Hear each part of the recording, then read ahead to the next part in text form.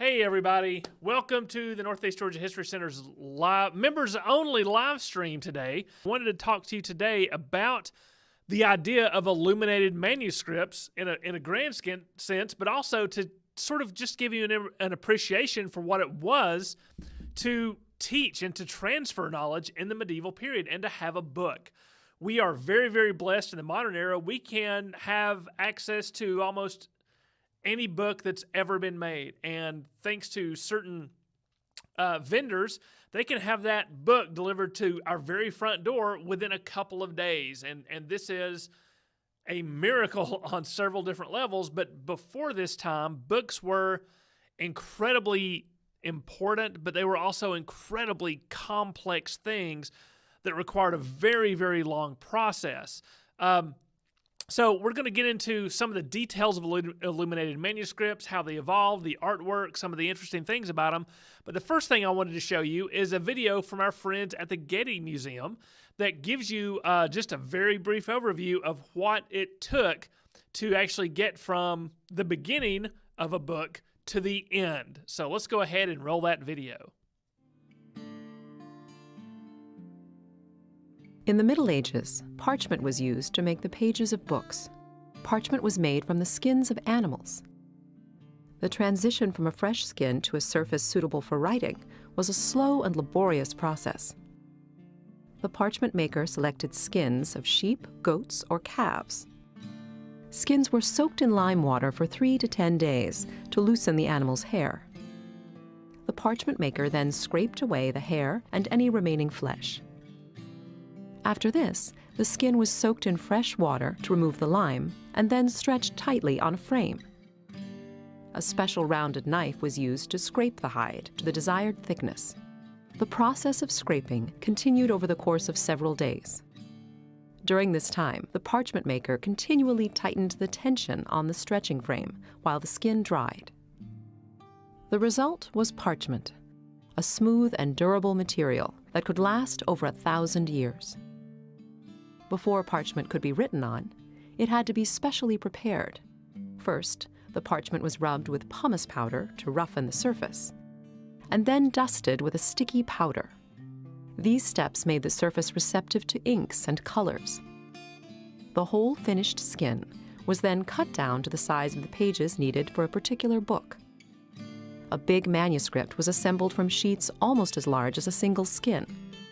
For smaller books, the skin was cut into 2 or more pieces. The parchment sheets were folded and nested to make gatherings, usually of 16 or 20 pages.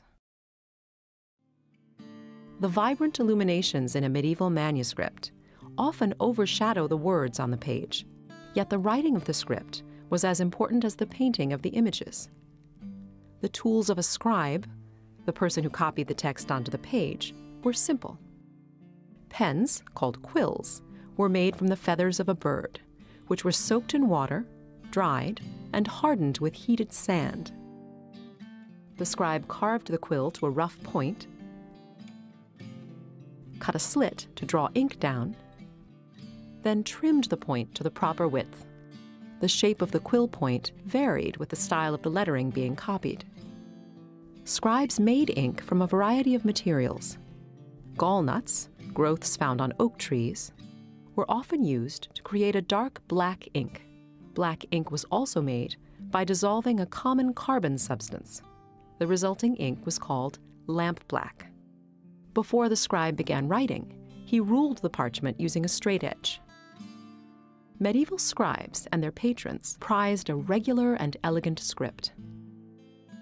If a scribe made an error, he would scratch it out with a penknife. Because the page was made from parchment, which was very resilient, it could stand many erasures of this type. An illuminator decorated the pages of a manuscript using paint and precious metals. He began only after a scribe had finished copying the text. The illuminator first sketched his design, then added details, such as the features of a figure or the interlacing of a decorated initial. Thin sheets of precious metals, like gold leaf, were always applied first. The illuminator put down a base coat, consisting of either a plaster-like substance called gesso or a gum, as shown here. Once the gum base dried, the moisture in the illuminator's breath was enough to make the small piece of gold leaf stick to the page. Then the illuminator brushed away the excess and polished the gold leaf. After applying the gold leaf, the illuminator painted his design. Each color was made from a vegetable dye or a mineral substance ground up and dissolved in liquid. The illuminator applied the paler shades first, then the darker tones. Once the illuminator applied black outlines and delicate white highlights to the figures and vines, the illumination was finished. After the scribes and illuminators had finished writing and decorating the parchment pages, the manuscript was bound. Groups of folded sheets of parchment, called gatherings, were sewn together with strong linen thread onto flexible supports, such as these narrow leather thongs. Next, the binder attached end bands, which secured the top and bottom ends of the pages in the spine of the book. The binder then laced the leather thongs along the spine through channels and tunnels, which had been carved into wood boards. These boards were the covers of the manuscript. The thongs could be held in place by wood pegs or iron nails. The volume was then covered, usually with leather. Without pressure from the covers to keep the leaves flat, parchment expanded and contracted with changes in temperature and humidity. Pressure was applied by the addition of clasps or straps, which held the book closed. The binding of a manuscript could be decorated with any one of a variety of materials. A manuscript might be covered with leather, stamped or tooled with gold, or covered with silks or velvets. The most elaborate bindings received sculpted decoration made from precious metals.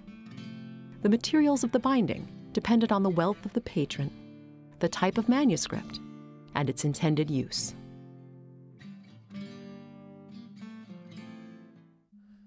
So as you can see, it is an beautiful, involved, laborious, dedicated process to make a book. And that's something I want you to keep in mind this entire time. And we're so used today to having things mass-produced and immediately available that it's hard for us to imagine the kind of work and dedication that went into creating something like this. Every single one of these is a work of art in and of itself. I mean, it is a manuscript written by hand. That's where that term comes from. And looking at some of these images and how beautiful they are, that's where the term illuminate comes from, right? To shine light upon. And the illustrations are beautiful, but the words, as the video also pointed out, are the important things. That's what they're reading. And notice how slow they were writing those words, because they wanted to not only get everything right, but it was also sort of a form of prayer, and we'll get to that. So how are these books made? And why were these books made? So the video showed you the process. There were some modern materials and things like that in there, but it gave you a good overview, and it compressed into just a few minutes the process of months and months of labor, and maybe sometimes years, depending upon how long it took you to get the leather to make the parchment from, right? That's a biological product. That is leather from a cow that you've got to raise. So if you want to write a book in the Middle Ages, the first thing you need to do is get a cow. Get a cow. You don't have to get a cow nowadays to get a book. And it was, generally speaking, the sole area of monasteries, both males and females, monks and nuns, to create these works of art, to create these illuminated manuscripts. And being products of a monastery means that they are, by and large, very sacred creations. They're stories from the Bible, or they're religious works and things like that. We do have some secular works, a lot of, especially the ancients, like the Aeneid and works by Virgil and Ovid and things like that, were very prized by the monastic world. And so we do have copies of those, but by and large, the products of the monasteries are going to be very religious. And a monastery for those of you who may not know, in a nutshell, is a place where folks can go to basically live a holy and religious life for their entire life. And so everything they do at the monastery is meant to bring them closer to God. And everything they do, therefore, is a form of prayer. It's a form of worship. It's a form of spiritual expression. So praying, of course, and going to religious services is a part of that. But in a monastery, working in the fields or working with the animals or making a book is also a form of worship. So it's a very spiritual thing to create these. And when you see how beautiful these are, I think you can appreciate that. Let's go to the first slide, if we may, please, Libba. So this is sort of a modern look at what a scriptorium would have looked like. So this is a larger building in the monastery. You notice it has a lot of windows because they're going to rely on natural light to create a workspace where they can function, where they can see the things. And there are a variety of different places where they can work on the books. And you notice there are finished books to one side, and to the other side there's sort of the workspace, because much of what is happening is the copying of the manuscripts. If you need a copy of the Bible for another monastic house or for a lord or for another church, you're going to need to copy that from somewhere. So you'll have one over here and you'll have the other one over here, and you will literally transcribe those works. We can go to the next slide, Libba. And here's a scribe at work, and it's very interesting. You can see he has the monastic robes on. He has the monk's haircut. But notice it's really a two-handed process, right? In his right hand, he has the quill, which is the feather from a bird that's been treated, and in his left hand is the scrivener's knife. And so he's going along. If he makes any mistakes, as you saw, he'll scrape it away. So writing in the script, in the manuscript, is very much a two-handed process, and the book is always sort of angled at that 35 or 45 degree angle because it's easier to work that way. We can go to the next one.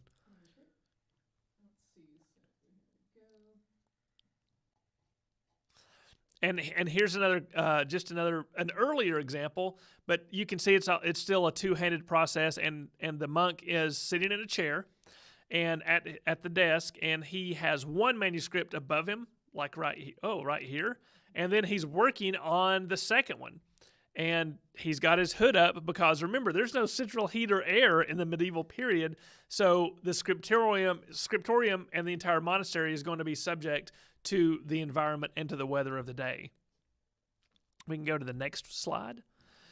And here you see some originals of the tools that would be used in the creation of books. On the top row here, you have some of the styli, the stylus that was used to mark the pages, to prick the holes and things like that, and some smoothers. In that second row, you have some of the knives that we were talking about that help sharpen the quill as well as scrape the page, and some more styli. And then below that, again, even more styli, which are metal or bone, basically prickers, and small brushes and things like that, because they're having to scrape the images onto the parchment before they actually do it. And a lot of times they would have wax tablets. And these wax tablets were very, very common. And you could keep notes on them, or you could sort of doodle and draw and decide what you wanted to put onto the page, because that wax tablet, if you drew something you didn't like, you could just sort of smooth the wax back out and start over. But with all the labor that goes into a page, paper's not exactly lying around to doodle on like it is today. Go to the next image. This is a modern reproductions of what the tools would look like. You see there on the left, in the upper left-hand corner, one of those wax tablets with a stylus so they could design things. They have a knife, a quill, a variety of a set of quills. And notice those quills, those three there next to each other with the black ink on the bottom, don't have any of the white feathery parts on them. We often have this image of people with big, long, flowing feather things they're writing with. Those are incredibly impractical and not very useful in the real world. So a lot of that's going to be taken off. And along the bottom, you have a variety of different things that could be used for some of the colors, some of the paints, and they would be crushed up. And in the seashells, make great reservoirs for the individual colors. And so that's what they would use for the colors. And on the far left is one of those, the pounce, the powder that they were talking about putting on the parchment to help the ink stick to it. You notice those little holes in the top. Works kind of like a salt shaker. We can go to the next slide. Now, getting into the course of creating these manuscripts. Of course, when we say the medieval period, we're talking about generally we're really talking about the monastic period as well, because as I said, it's monasteries that are creating these. So we're talking about anything from 400 to 500 up until about 1600, and we'll get to why we stop there in a second. But this is in Ireland. This is Kells Priory. And of course, you can see it's partially in ruins now, but this was once a very thriving monastery. They're in beautiful Ireland. I've been lucky enough to go there with my beloved wife, and it's a fascinating place to visit. But one of the books that came from there is arguably one of the most famous and recognized illuminated manuscripts in the world, the Book of Kells. And it has a variety of different pages. There's one there. This is Christ enthroned, and you can and this was made, we think, about 800 AD, and you can see the fascinating artwork that goes into this, the beautiful colors, the very, very intricate designs and things, and how long would it take to make something like this? Again, this is an expression of self as well as spirituality, as well as the larger body of Christendom in this time period. And it's absolutely beautiful. And a book like this would be very, very treasured by a monastery. We'll go to the next page, and you can see this one here. This is one of the most famous pages from the Book of Kells, and this is the Chi Rho, the first two letters in the name Christ. So it is highly, highly decorated. And I highly recommend, if you get a chance, you can go online and download a very high-resolution image of this. And when you zoom in, you can just keep zooming in and see all of these phenomenal details and this amazing color. Those little wheels with the little 3 circles inside, and then those circles will have circles inside them, just to give you an idea of how much effort was put into something like this. Now, this is a remarkable book. Not every manuscript or illustrated manuscript is going to look exactly like this. And a lot of the ones we'll be talking about today come from England and France. Oh, yes, thank you, Libby. You can zoom in and take a look at that. And remember, this is all done by hand, by not an artist, but a variety of artists working together to make the colors and to see all these remarkable details. So here is an image. Again, you're going to see a lot of biblically based images because that's what we're being drawn. This is also Jesus in the middle, and this one is from about the year 1000. And one of the things as we go forward, I'm going to take you forward through a little bit of this so you can see how the artistic quality, actually I think the quality is fantastic, but the way they're drawing the figures starts to change and starts to become a little bit more complex over time. So this image is from about the year 1000. The figures are very two-dimensional. There's not a lot of shading and things like that, but these help move the story along with what's going on in the text of the manuscript. But again, and everything's very stylized. You see sort of above there, those are buildings or towers or a church, and they've made these neat little red and blue lines that give sort of the assumption of shading, but it's also something that is a form of expression as well. Now, this is another manuscript. I've got 2 or 3 images from this. This is from the Maciejowski Bible, and I believe this is held in the museum in New York. And as a military historian, some of these illuminated manuscripts are fascinating because they're one of the best ways we have of knowing what the arms and armor looked like. And from even beyond a military history perspective, these illuminated manuscripts, with some of the detail that comes out, give us a very, very good sense arguably one of the best senses we have of what life looked like back then. How did the clothes look? How did the people look? The shoes, the weapons, the armor, the houses, the churches, all these things.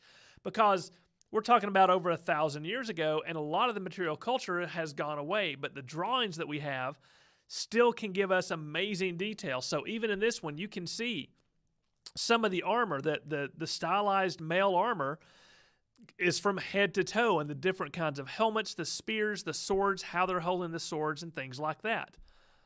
And as a side note, when you look at some of these illuminated manuscripts, kind of look at the expressions on the face too, because some of them might have some artistic quality. Some of them might be of a monk or a nun being kind of bored, right? And just kind of drawing different faces to see how they're looking at.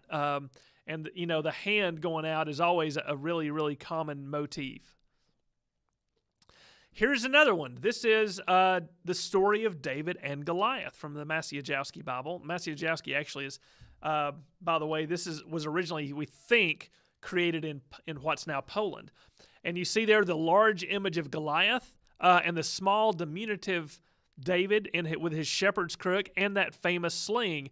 And if you look at David, this is sort of an action scene, right? He's getting ready to sling the stone, and when you look at David's forehead, there the stone has hit David's forehead, and Goliath has a pretty nonplussed look on his face. He falls over, and just as the Bible story goes, David cuts off Goliath's head, and there is David cutting off Goliath's head with Goliath's sword. And you can just see the first 3 letters of Goliath on that sword, Gol. And the figures in the upper right-hand corner being absolutely amazed. Wow, David did it. Amazing. And I think we have one more image from the Maciejowski Bible. And now this is a fascinating image because, again, it gives us a hint into what life was like. Some of you may say, well, how did they build these giant castles and cathedrals? Here is a contemporary image of how they built castles and cathedrals and stone buildings, and it's absolutely fascinating. You can see ladders. You can see the fellow in orange with a little, like a weight-bearing bowl on his back carrying stuff up the ladder. You can see the stones being carried on that way over here on the far left. You can see the mason in the bottom right-hand corner with his square incising the stones, and you can see a crane, that human-powered crane. It looks kind of like a gerbil wheel, but it's someone, and he'll walk on that, and it'll raise and lower some of these heavy weights. Again, this is them building the walls of Jericho. This is what the story that the Bible is telling. But it's pretty cool when you look. I'm sorry, this may be building the temple, this particular image, but it gives so much insight, and it's quite artistic, right? It's a beautiful expression, and the Maciejowski Bible is full of images like this from around the year 1250. And then going on to our next slide, we're moving up a little bit. You can see that a lot of the colors are becoming more complex. It's still, the figures are still somewhat two-dimensional, but there's a lot more expression on the face. This one is from about the year 1300 to 1350. And there are several different stories. This is, I believe this has Joseph and Mary and Jesus and a couple of different scenes from their life. There are angels here. But notice how they're sort of being shown in a house, and you can see sort of the pointed tops of the houses, and they're sitting down. Again, it gives a great idea of the clothing, of the decoration, and the figure there in the center, look, he's got a book. So he must be someone who is either holy or rich or perhaps both. And another example of how illuminated manuscripts can tell us about everyday life back then, the next image that we have is also from about 1350. And this is from a book on medieval medicine and surgery, right? And so the fellow on the left of each one of these images is a physician, is a doctor. And you can tell that from his longer robes and from the little white cap that he has on his head. And he's very serious, and he's analyzing what's wrong. The guy in the middle there, I think we know what's wrong with him. I'm no doctor, but it looks like he's been shot by an arrow. And the guy on the far right has some sort of penetrated wound that has he's leaking guts and things out there. But this kind of gives us an idea as to how doctors operated and the kind of analysis that they would use when dealing with patients. And again, notice that these men stripped to their waist give us a very interesting look into male underclothes, right? You're seeing male underwear. Some people like to ask, so what are you wearing? What kind of underwear are you wearing today, Glenn, with some of your broadcasts? This is some of the underwear that I would be wearing. So again, great insights. We can go to the next slide. And you can see things start to develop pretty quickly in the Gothic period. What we've been seeing is sort of Romanesque. Now we're moving into a Gothic period. And in the Gothic period, not only do the clothes and the architecture start to become more, for lack of a better word, fancy, but some of the artwork becomes a little more fancy too. You can see there's a little bit of depth to this one, right? There are sort of attempts to make it seem like there are figures one behind the other. And there's a lot of more floral flowing decoration around the edges of the respective image.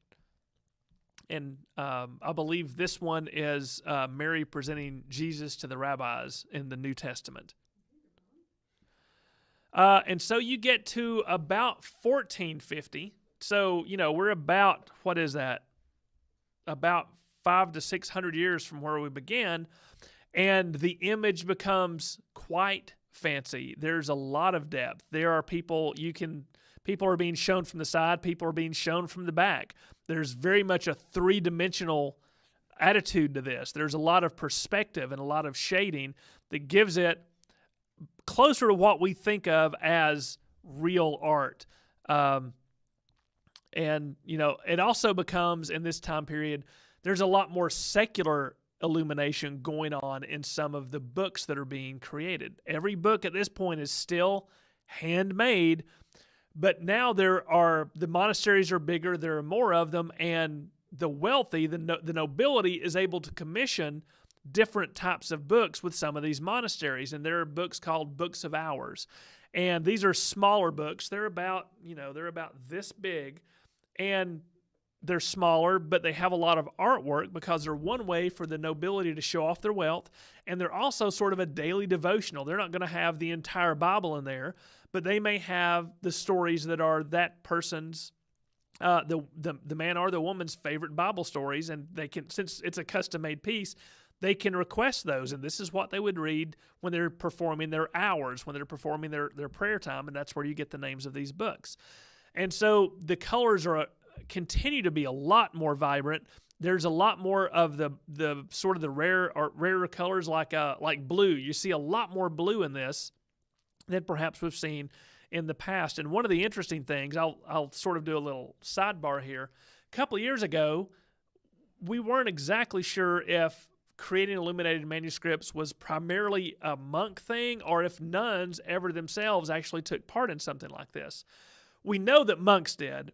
We're not sure to what level the nunneries did this sort of work or not, but we know they did some, and we know that they did a lot of great work because an archaeological study found a tomb of a female who was a nun, and they began to examine the skeleton. And in the skeleton, in the teeth, they found remnants of paint, right? Like lapis lazuli paint, which is pretty expensive because to make a lot of these vibrant blues, you have to take up gemstones and crush them up to get that blue. Well, this blue was in her teeth. Why would it be in her teeth? Because she's painting, and then she'll go, as she's looking at what she's painting. And again, this was a female. This was a nun.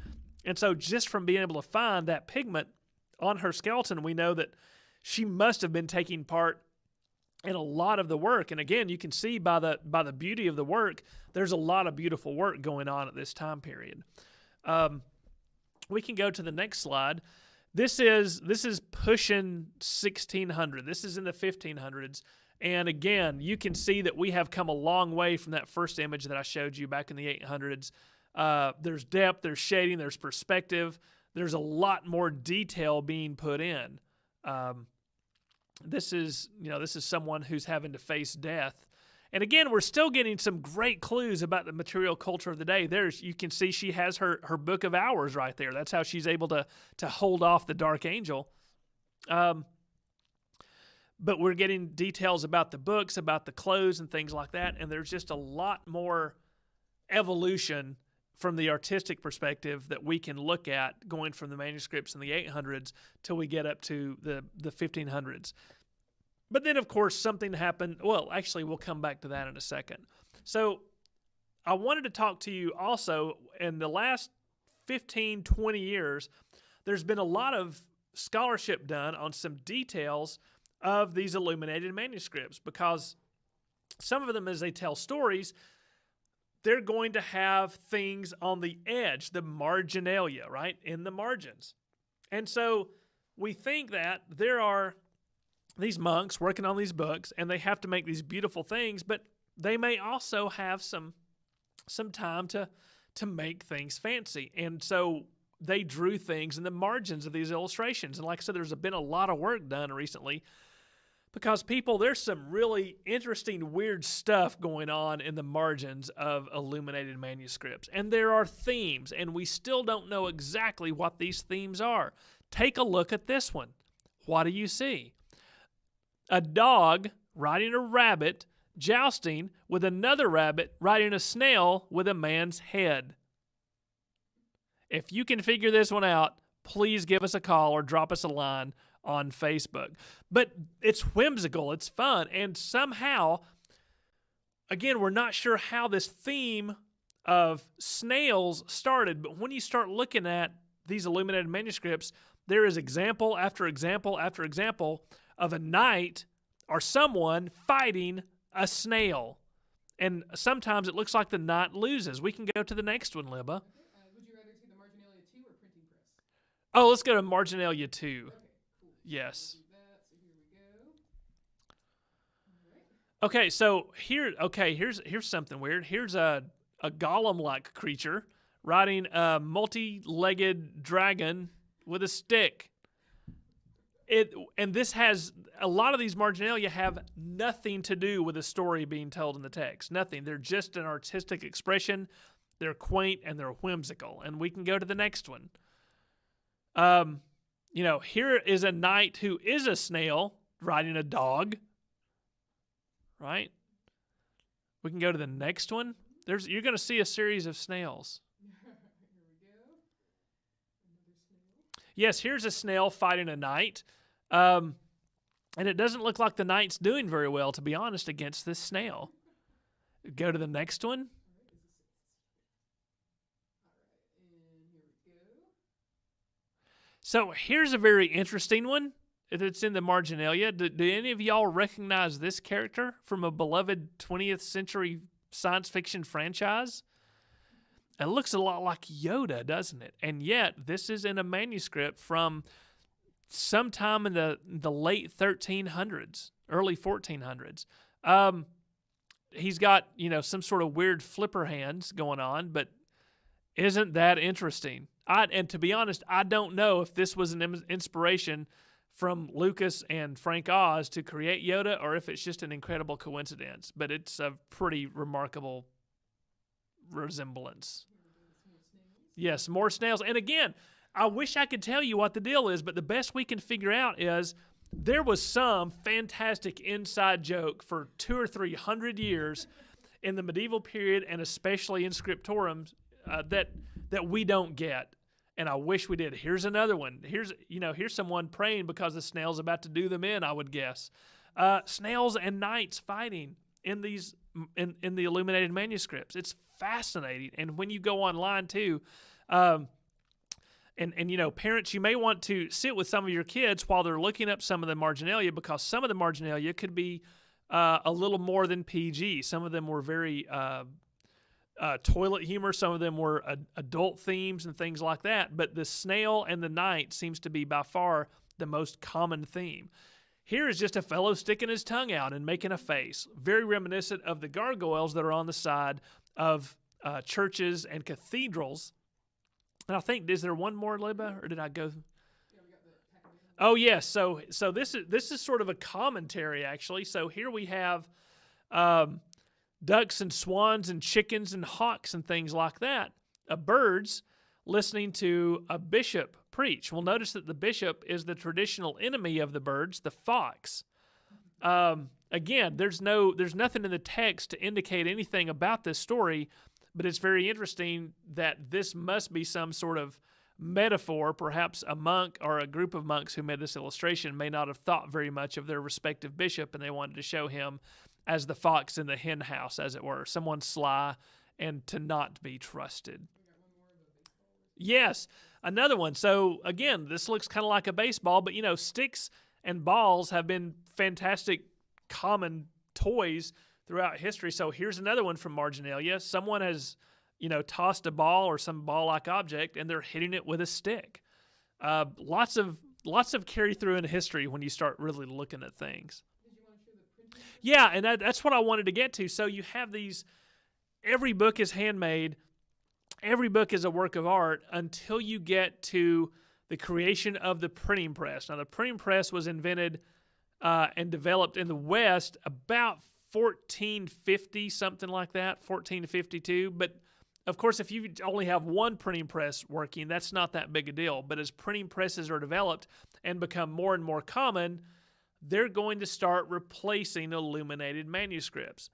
And on one hand, this is a good thing because it means that knowledge, that books are able to be created in much greater numbers for much less money and therefore receive a much wider distribution to the general populace. Because books are more common and more available, it's going to increase literacy as well.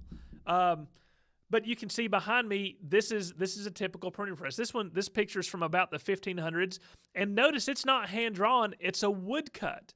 Right? A woodcut or a copper plate or something like that would be something where they would take a piece of wood and carve the image into it, a mirror image, of course, and they would roll ink on that and press that down onto a page.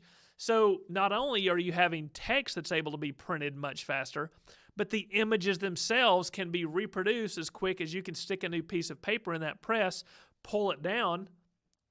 That's why it's called a press, right? Because it presses the type or the woodcut onto the paper. And suddenly, within one day, you have 60 or 100 illustrations, whereas in a scriptorium, you would have a beautiful gilt illustration, but you're only going to get one of those about every month, right? So this really sort of spells the end for manuscripts, for illuminated manuscripts and things like that. The monasteries, of course, are also suppressed in England at this time. The Protestant Reformation has kicked off, and the monasteries and the entire Catholic Church is under a lot of duress to change the way it does things.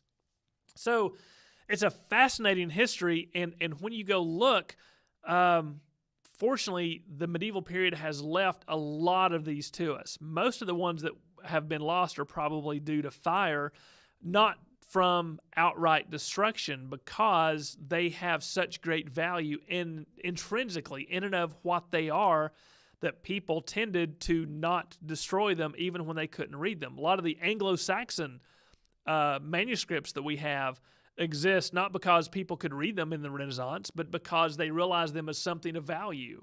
And a lot of those didn't make it, but yet here we are. And by the way, I should say 98+%, probably more, of the ones that we're talking about would all have been written in Latin. There would not have been any of these done in the vernacular because Latin was the universal European language because of the Catholic Church. And so this is all going to be in Latin, regardless of what language folks spoke. Now, that's a lot to cover in just a little bit. I guess we can should we go to the sources now, or should we wait for questions, Libba? What do you think would be best? Oh, I had a Word document that just, even if we might can put some up. If you go online, if you want to see some beautiful illuminated manuscripts, the best way to do it is just Google illuminated manuscripts, right? And click on that image tab, and you're just going to see hundreds and hundreds of these remarkable remnants from the medieval period. There are a couple of great books out there. There's one on the marginalia that we've been talking about by Camille, I think is the fellow's last name. He's looked at a lot of the marginalia. And if you want to see someone's page, there's a fellow named Randy Asplund, who is a modern guy. He's a modern artist, but he has focused on his life's work is basically rediscovering and honing the skills of the medieval scribe, and he is amazing. He can recreate the tools. He can sit down. He can write out the letters from beginning to end. He can create a medieval manuscript, a reproduction with gilt images, everything. He is amazing. And if you look up Randy Asplund on the internet, you can also find him. He's got a great website. Okay, yes, we'll put the sources on the Facebook page if you want to take a look at those. There's a couple of links, there's a couple of books. But of course, the knowledge available on this is vast because people have been studying these almost since the printing press came along and more or less destroyed the manuscript industry. All that being said, I know we're starting to run short on time, but if anyone has any questions, I'll do the best that I can to answer them.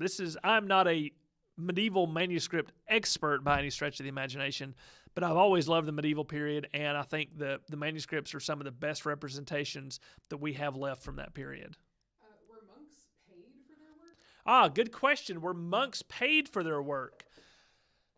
No, not really. But so when you became a monk or a nun, you went through a couple of different steps to make sure that this is the life you wanted.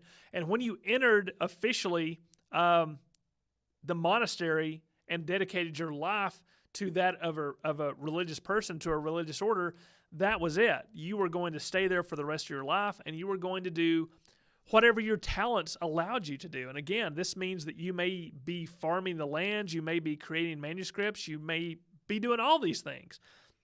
But you were not paid. The monastery itself could become, however, very, very wealthy, because one of the ways that people would sort of want to make sure they got into heaven or repent of some of their sins is they would donate money or land or estates to the church, and very often to individual monasteries. And in doing so, the monastery could amass a huge amount of wealth, and they would need more monks to work the land to process that wealth. And so the monks did not want for anything. All of the place they lived, their clothing, their food, their materials, all those things were provided by the monastery to the individual monks. But no, it was, as a matter of fact, it was part of the monastic rule that was frequently followed, the Benedictine rule, that monks were not supposed to have or own any personal property except for perhaps for the clothes that they wore. Other than that, nothing was considered to be truly theirs. The monastic life is very fascinating. It seems very foreign to us today, I think, but I also think looking at it parts of it seem kind of attractive. Were there fairy tales written in Illuminated Manuscripts? So were fairy tales written in Illuminated Manuscripts? Not usually. Fairy tales at the time were considered, certainly secular. They were not considered part of canon, part of church law, part of church scripture. But the monks still heard the stories. Some books might have compilations of some of these fairy tales. They would not be included. You wouldn't be flipping through, get the 4 Gospels, a section on fairy tales, and then have the Psalms. They were very, very separated. But when you look at the marginalia, you can see that the monks and just people at this time knew a lot about fairy tales, because you're going to get, rabbits chasing things. And when you start looking at some of the marginalia, if you're familiar with Aesop's fables, you start to see little stories of Aesop's fables in the marginalia. And if you know what Aesop's fables are, you're going to recognize that. And you're not going to be able to draw that if you don't know what Aesop's fables are. So we know that they had the knowledge of fairy tales, but by and large, Illuminated Manuscripts are not the place those would have been recorded. Were other cultures using similar techniques at the time? Yeah, were other cultures using similar techniques? Yes. Any manuscript book from any culture, like I said, is going to be handmade at this point. And some cultures had different things. Some cultures did not have writing. The Native Americans, until the Cherokee, quite frankly, did not have their own form of writing or anything like that. Everything was oral tradition. So some cultures didn't have it at all. Some cultures were very advanced. The Chinese had scrolls, of course, and generally speaking, and again, I'm not exactly sure on this because it's not my area of expertise. But the Chinese tended to use scrolls, by which I mean long pieces of parchment that would sort of roll up into a small package, and that's what they would do their writing on and do their art on. And of course, the Chinese were the predominant, you could say, foundational culture in Asia, and then a lot of it spread to, China and Korea and the Philippines and things like that. So cultures did have their own forms of expression, but medieval European manuscripts are pretty unique. As you move out onto the fringes of what's medieval Europe, in Byzantium they have some things, especially in the Greek and in the Mediterranean areas. There are a lot of monasteries because Christianity goes a lot of places, and even with the advance of Islam, they had a lot of writing as well. But the way that the Islamic religion works, illustration was perhaps not as central. Illustrating those stories from the Quran, and especially images of Muhammad, were not focal points of their visual expression the way they were in medieval Europe. How were they taught? How were monks taught to illustrate? Oh, that's a good question. How were monks taught to illustrate? When you became a monk, usually, but not always, you would go in fairly young, and it was a formal education, right? To do this right, you're going to have to know how to read and write Latin. Then you're going to have to know how to write Latin very precisely. And so there was definitely a teaching process. And if someone showed aptitude in creating and working in the scriptorium, if someone showed a desire to learn how to do this, that's sort of what their job is going to be, right? Well, why don't you go to the scriptorium today and watch Brother Frank, and he's going to show you how to cut quills. And so it was almost a tradesman type approach.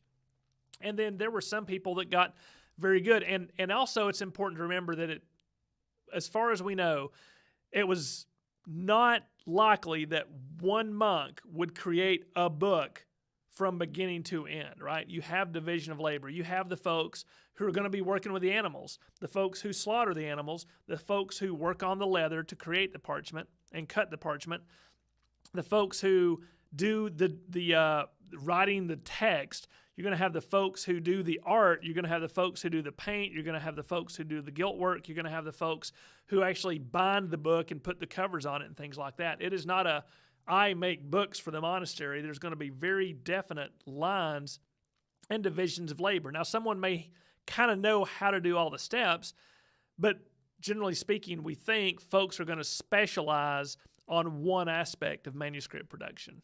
What's the oldest manuscript that still exists today? Oh, the oldest manuscript. I honestly don't know. I don't know what that would be. I guess it would also depend upon what you define as an illuminated manuscript. When you're talking about, let's sort of maybe narrow it down to say, let's do England. I'm a little bit more familiar with England because I speak English, and the sources are a little more available to me. Basically, they're as old as Christianity in the islands. Of course, the Romans had writing, they had records, they had books, but they tended not to create them as let me see if I can say this right.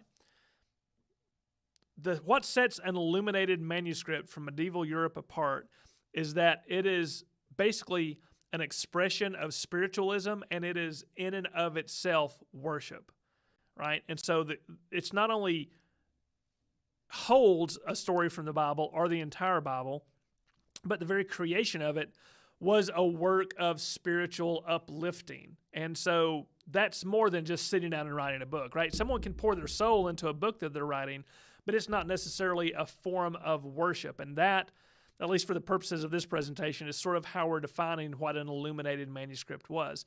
So looking at that, they began to develop in the 500s and 600s, right, as forms of refined artwork combined with text, combined with very nice bindings. I don't know what the oldest one would be. And I said the story of the Bible. Most of these have particular chapters, particular stories. It is very rare in this time period for there to be a single volume Bible like we think of. Like if we go to a store and buy the Bible, we get all the books of the Old Testament, all of them in the New Testament in one nice package. That was an incredibly rare thing because that took a lot to make. However, there is one that exists from the Anglo-Saxon monasteries in England. It's about this big, and it is the entire Bible created in Anglo-Saxon England, and it is beautiful. And in effect, it's in Vatican City now, and it is traditionally the private Bible of whoever the Pope is. So that's kind of cool. All right, our last question is, where can we see illuminated manuscripts in person? Where can you see illuminated manuscripts in person? Fortunately, there are some collections in the United States. The Parchment collection at I think it's the Getty Museum. You can go there and see them. You can always go to the British Museum. One of the links that are in the sources is the British Museum's collections. They're not difficult to find in the States, but they're of course not super easy as well. If they've come over here, they've come as purchases by wealthy collectors who are getting them for their collection and then perhaps donating them to a museum like in New York or the Getty. There are some at the Art Institute of Chicago, I know. But when you go to Europe, a lot of these are still held by the respective cathedrals where they originally came home to in 11, 12, 1300. And so a lot of them have these on display. British Museum has these. The Bibliothèque Nationale in France has a lot of these. But you're generally speaking going to have to go to one of the larger art museums to see something like this. Folks, that's all we have time for. I hope this was illuminating. We're so glad that you're members. Members are what keeps the History Center going. We're so glad to have all of you as a part of our family. We want you to have a fantastic, fun, and safe weekend. And until next week, bye.